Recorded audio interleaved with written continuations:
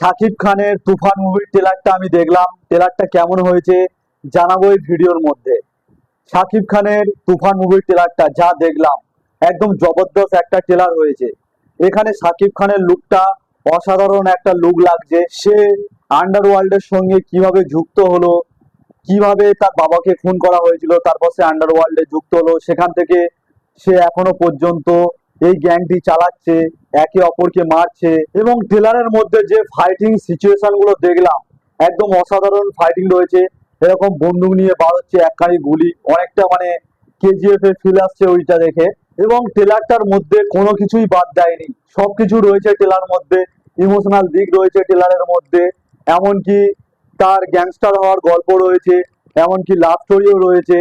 এবং চঞ্চল চৌধুরীর যেই অ্যাক্টিংটা এবং যে লেভেলের ডায়লগ গুলো দেখবো, একদম অসাধারণ লেগেছে ট্রেলারের মধ্যে। মুভির মধ্যে শাকিব খানের কি ডবল রোল রয়েছে এটাও দেখে বোঝা যাচ্ছে না, বাট মনে হচ্ছে এই মুভিটা দেখার পরে বোঝাই যাবে কি রয়েছে মুভিটার মধ্যে। এর আগে যখন তুফান মুভির টিজার রিলিজ হয়েছিল তখন তো কাঁপিয়েই দিয়েছিল, এবং ট্রেলার রিলিজ হওয়ার পরে আরো কাঁপিয়ে তুলেছে। তো এই ঈদেই রিলিজ হচ্ছে শাকিব খানের তুফান মুভিটি। তো মুভিটি রিলিজ হওয়ার পরে এর রিভিউ নিয়ে আসবো। তো আজকের ভিডিওটা এখানেই শেষ করলাম। ভিডিওটা ভালো লাগলে অবশ্যই একটা লাইক করে দেবেন, আর এরকম মুভি সম্পর্কে জানতে হলে আমার চ্যানেলটাকে সাবস্ক্রাইব করে রাখবেন।